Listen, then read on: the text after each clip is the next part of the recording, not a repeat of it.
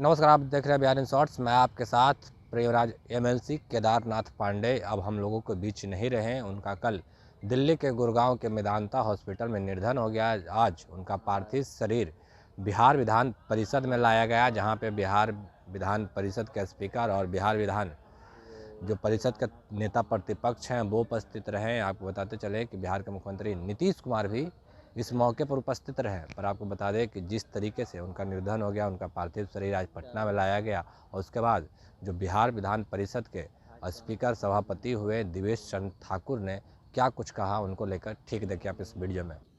ये मेरा मानना है और हम सबों का मानना है। हमारे साथ माननीय सचेतक जी बैठे हुए हैं, आरजेडी के भी सुनील बाबू।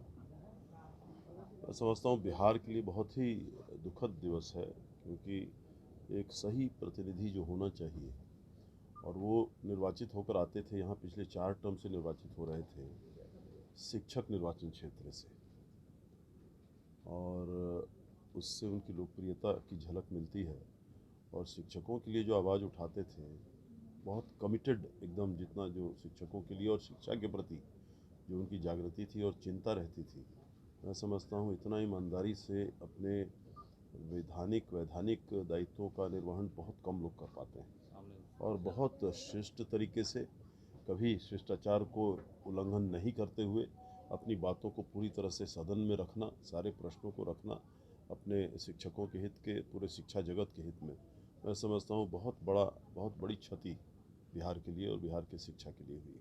आपके भी सहयोगी रहे हैं, लंबा टर्म आपका भी रहा, उनका भी रहा, कैसा रहा दोनों का साथ? बहुत अच्छा। उनका तो किसी के साथ, मेरा भी वही स्वभाव है, लेकिन उनका किसी के साथ कभी कोई बैर ही, चाहे वो सत्ता पक्ष हो, कोई भी सत्ता में रहे।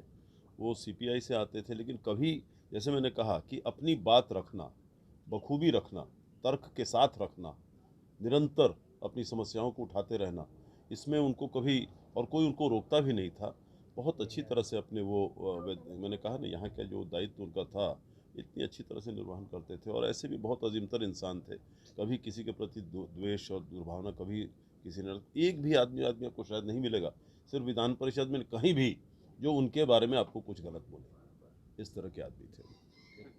तो जैसा कि देखा, उनका साफ तौर पे कहना है कि जो भी बात होता था सदन में, वो अपनी बात बखूबी रखते थे। ना तो वो सत्ता पक्ष हो, ना वो विपक्ष हो, तमाम लोगों के काफ़ी लोग प्रिय थे और वो अपनी बातों को बखूबी रखते थे। और वो अब हमारे बीच नहीं रहे। बाकी की तमाम खबरों के लिए बने रहे बिहार इन शॉर्ट के साथ। बिहार इन शॉर्ट को सब्सक्राइब नहीं किया, सब्सक्राइब कीजिए। हमारे फेसबुक पेज को लाइक करना बिल्कुल ना भूलें। धन्यवाद।